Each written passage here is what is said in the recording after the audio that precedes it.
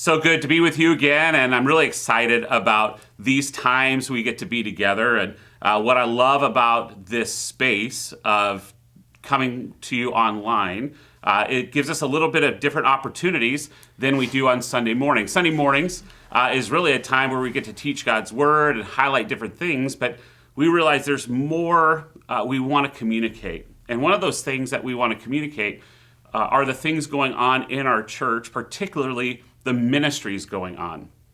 And so one of the great opportunities we have now is to highlight specifically some people. And today we have the opportunity to interview Steve Monday, our good friend. And I'll just say from personal experience, I've appreciated Steve these last years. He's been here longer than I've been here. He and his wife Kim have been involved in several different key ministries. And now God has, in his retirement, has allowed him to do something very significant in our church. And we just wanted to spend a few minutes to talk about that and not only highlight that, but also tell how you can get involved in that as well. So particularly this morning, we're going to talk about care ministry, Steve. And care ministry is one of those very vital parts of the church, but often not one we talk about a whole lot. So just tell us a little bit how you got involved in care ministry, why you love it, and what you hope will come to fruition in care ministries. For me, you got to first you go back to your lifetime in the church, where you just get a chance to love people and to care on them, realizing that besides sharing the gospel, the main responsibility of the church is to love one another and to be involved in others' lives and to take care of them. But specifically, as I was finishing my master's degree in seminary, I was really convicted where Jesus said, if you're going to be my disciple, you got to take up your cross daily, deny yourself, and follow me. And for me, in praying about that, God said, you know what? You need to do some volunteer time in the emergency room at the hospital. And as I began actively pursuing what I felt was God's way of telling me to love others, then he began to bless that ministry and to open up my heart and to show me that he had taught me things in my life about suffering, about going through trials and tough times. And God says, comfort others with the comfort you've received. And at the same time, God, in the way that he works, besides laying on the hearts of individuals, was also working in the hearts of our staff here. That as a church, we touch a lot of lives, but some of those people cannot come to services, and they end up isolated and alone and hurting. And so we want to touch those people. We want to minister to them. We want to be able to, if possible, go in their homes and spend time with them.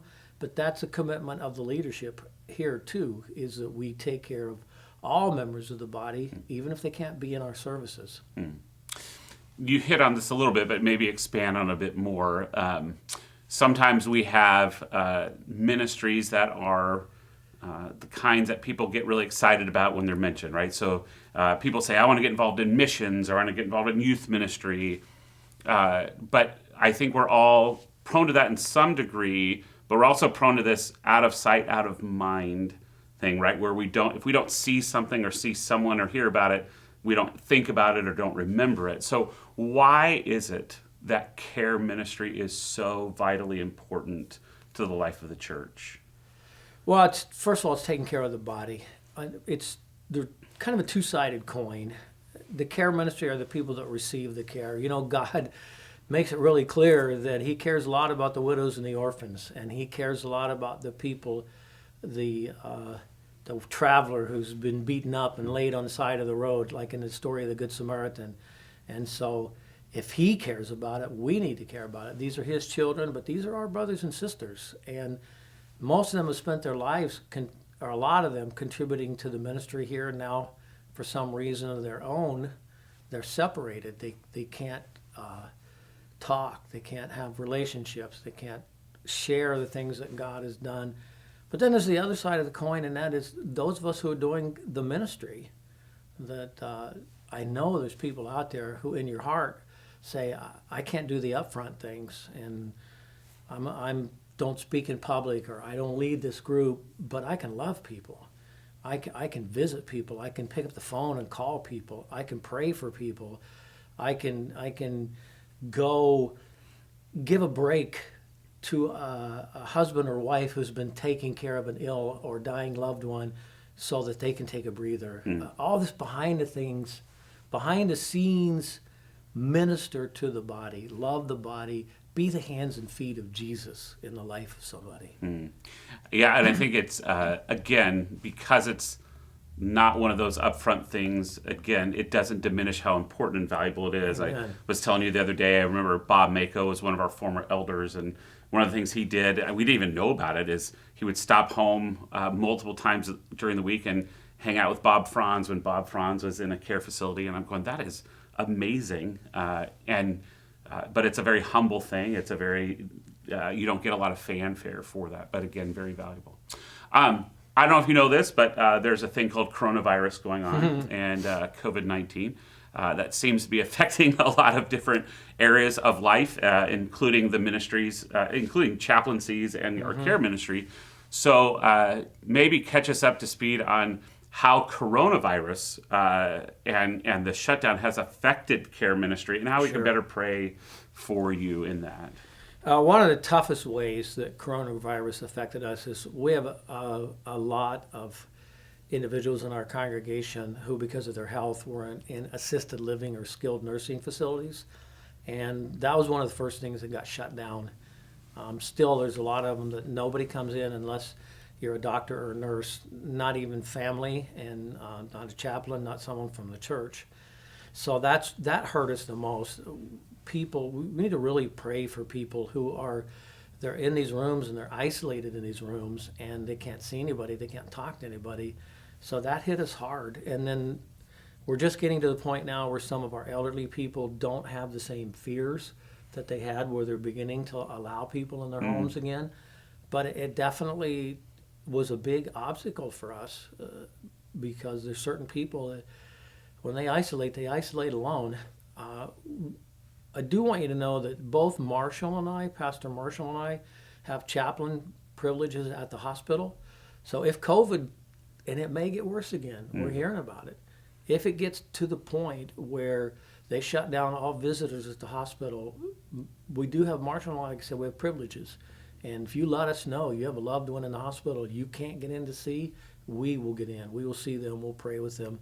We'll encourage them. But God's been great. He's given us 2 people in our congregation that can get in there.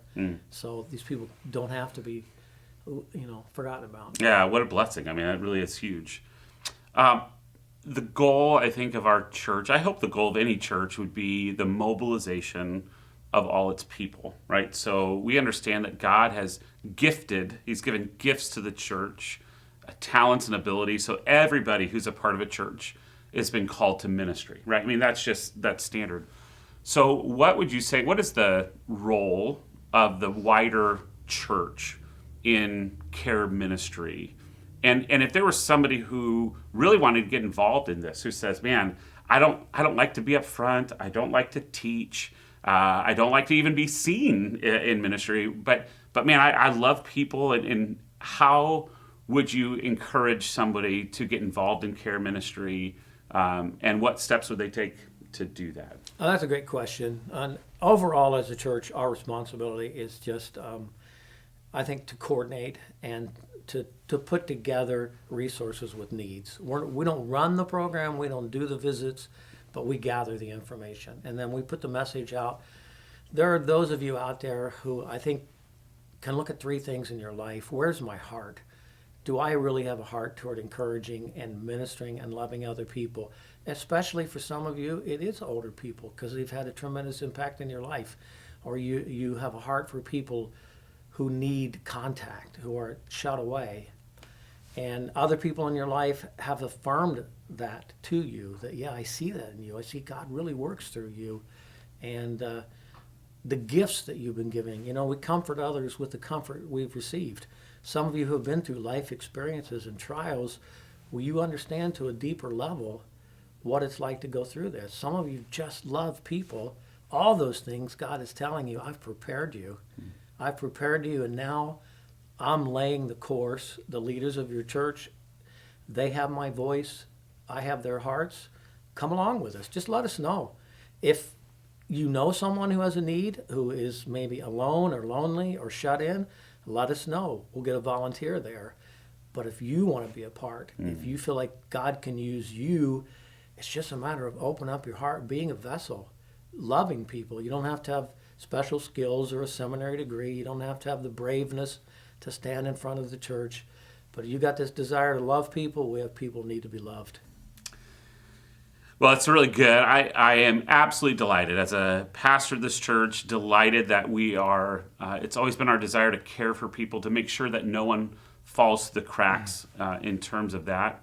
And I love watching God bring this all together, including a guy like Steve, who has used his job expertise when he was in the workforce pre-retirement, mixed with his gifts and abilities, that now we can do that in a better way. We don't want to miss anybody, and there is no invaluable person in the church, regardless of your abilities or regardless if you could even leave your house. Mm-hmm. So I'd encourage everybody, if, like Steve said, if you know somebody who needs to be reached out to, let us know. And if you are at all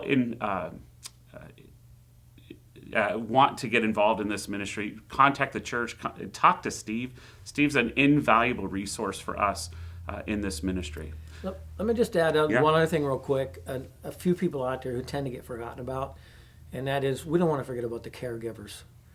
It's a hard job constantly caring for someone that you love, that you spent your life with, and it's wearing and it's tiring, and it's okay. Sometimes you need a break. Sometimes you just need to go out with somebody else or alone, but you're afraid to leave this loved one. We can help you with that. Let us know. We'll get somebody into the house to sit with them or to encourage you, but we just want to let you know that as a caregiver, you're part of our prayers and you're part of our ministry also.